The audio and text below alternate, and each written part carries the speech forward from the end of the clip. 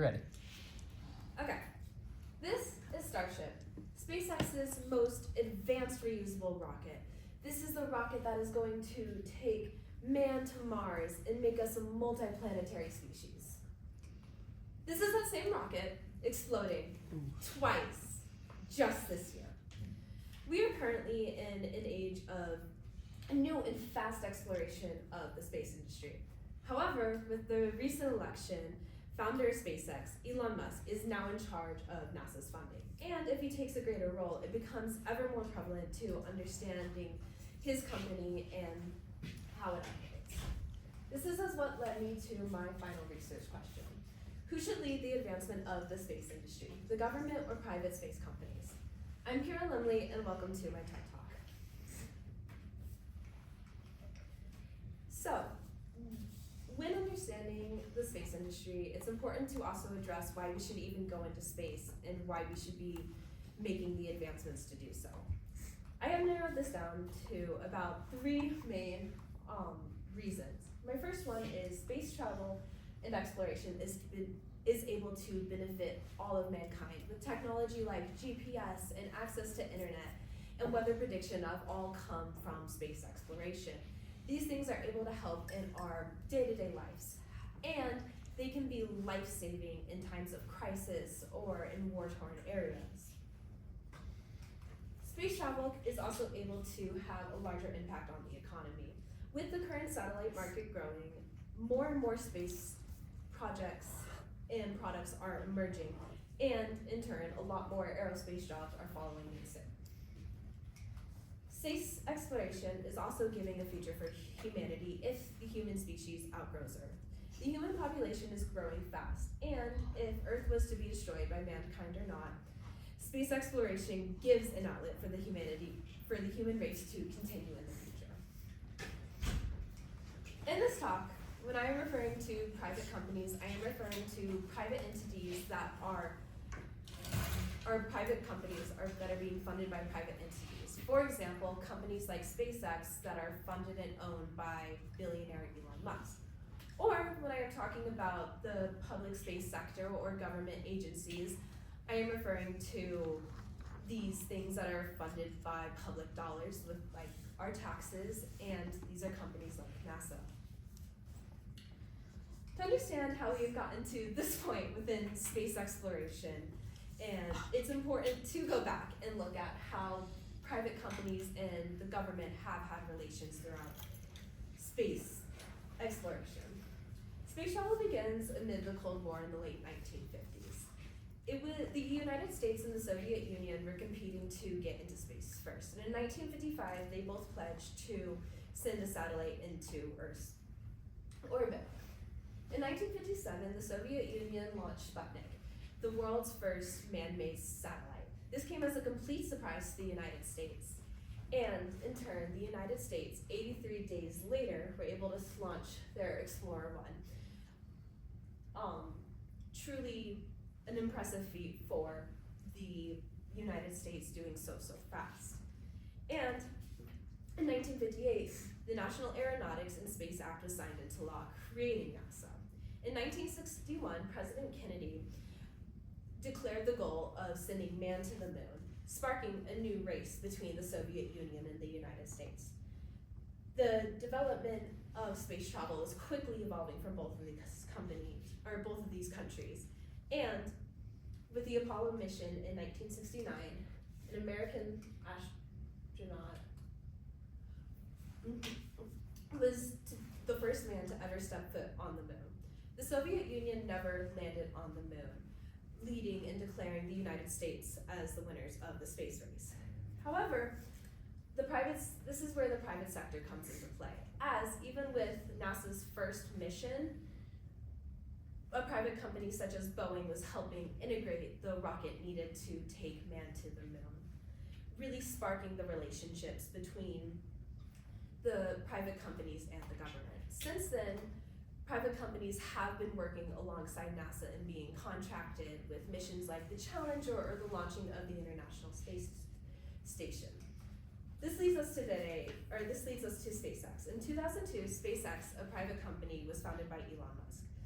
SpaceX has been truly working alongside the government agencies and being contracted for many projects. Time after time, they have been making history with their major developments like Falcon 9, the world's first orbital class reusable rocket, or Dragon, a spacecraft that is able to carry up to 7 passengers beyond Earth's orbit.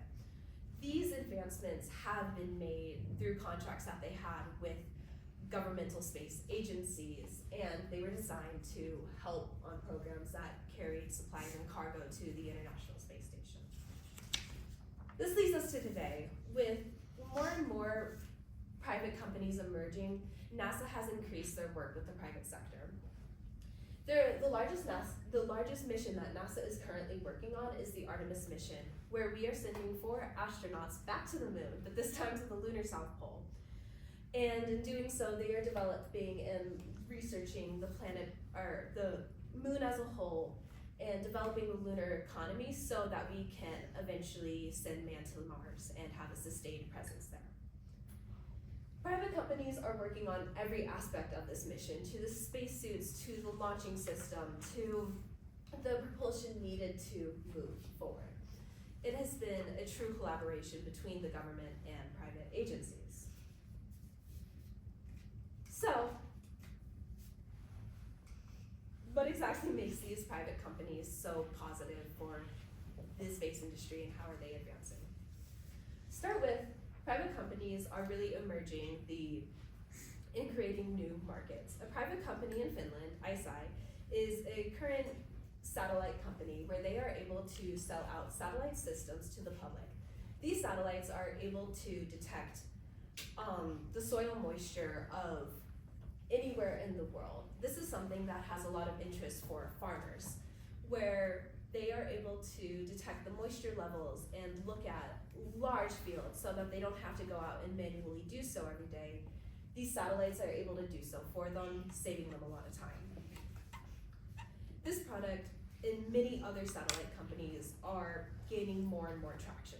And in turn, the satellite industry is predicted to grow 7 times within the next 10 years. The private sector has been making increasingly huge advancements that are changing the space industry. As I was talking about earlier with reusable rockets, this has been game-changing, as it makes sense. You wouldn't want to build a new airplane every time you wanted to take a commercial flight. You just have to refuel the fuel needed to do so.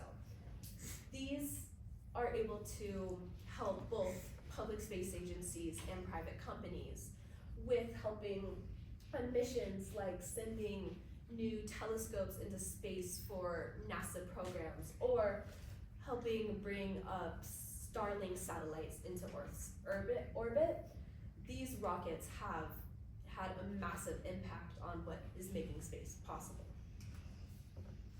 Final aspect of private companies I wanted to highlight is how they are overcoming the barriers to space travel. A major issue for space travel is propulsion, or the energy needed to get into space. A private company, Northrop Grumman, is being contracted to build the boosters for the Artemis mission.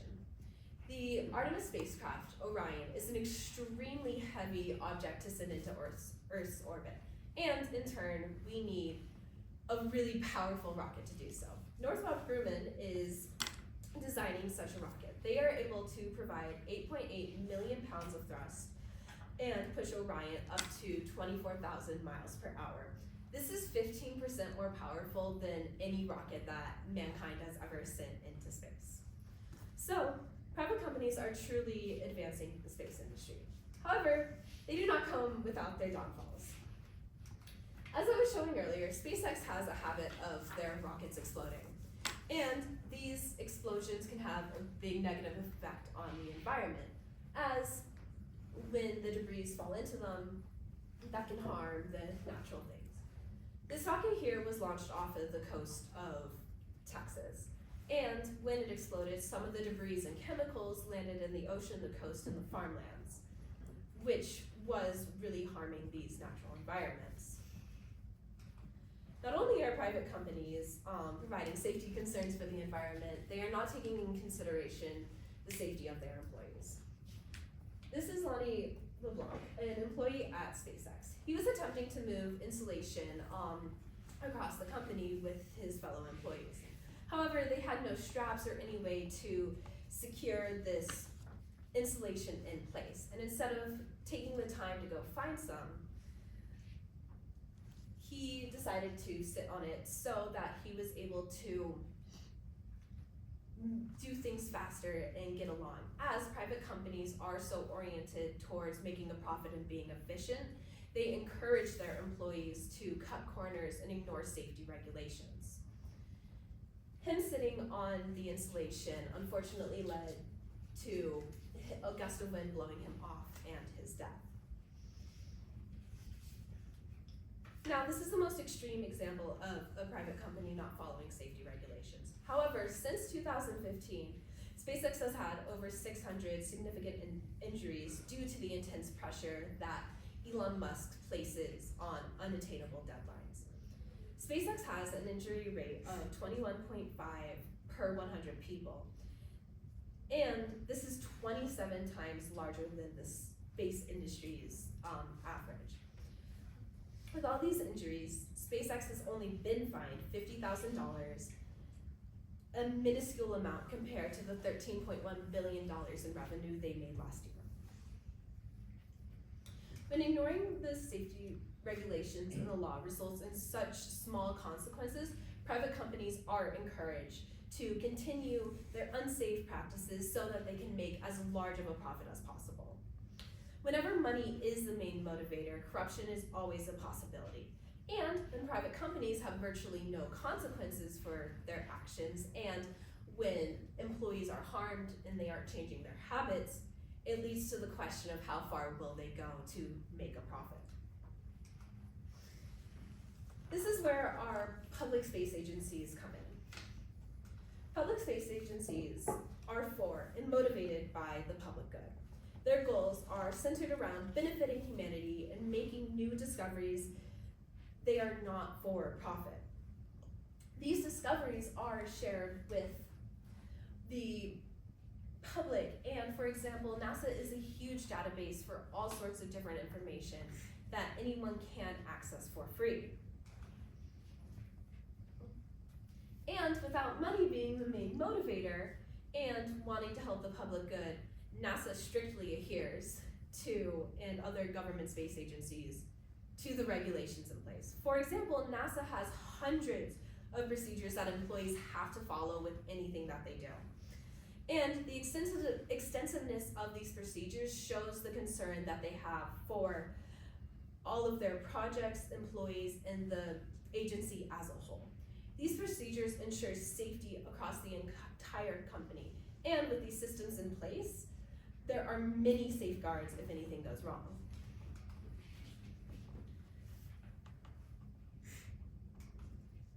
Government space agencies like NASA are also able to be a larger overseeing body for projects. Private companies are great at what they do with advancing technologies. However, their scope is very narrow as they don't have the resources to do so. Public agencies like NASA are able to bring all these private companies together and use what they do well so that larger missions can be in place to advance space travel. Like with the Artemis mission. With so many different private companies working on it, they are able to have the best technology so that we can truly reach the moon and beyond. Private companies don't have the funds or resources to be able to do this. So NASA is able to take this role and really advance the industry further. I believe that the government should be leading the space industry and its advancements with continuing to collaborate with the private sector. When NASA is able to contract out private companies, they are able to closely regulate them, ensuring that safety regulations are followed and making sure that projects are overlooked more so that rockets aren't exploding as frequently.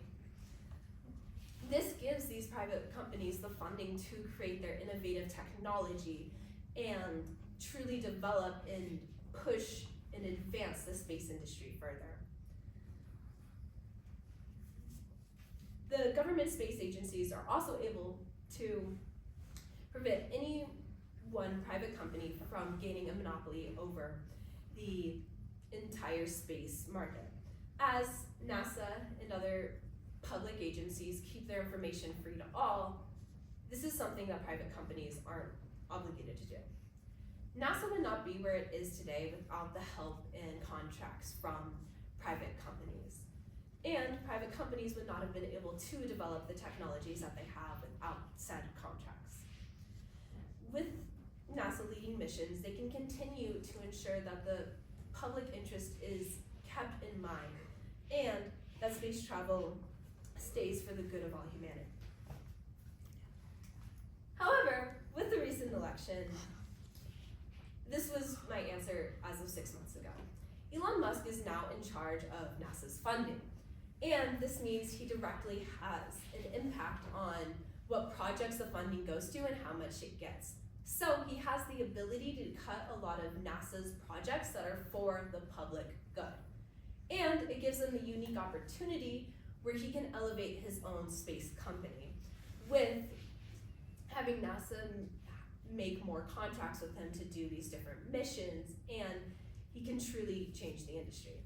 This means that NASA may no longer be for the public good, and instead they are helping fund the commercial industry. This would change my answer significantly. And when we are in this unclear time of space exploration, I no longer have a clear answer on who should be leading the industry. Thank you.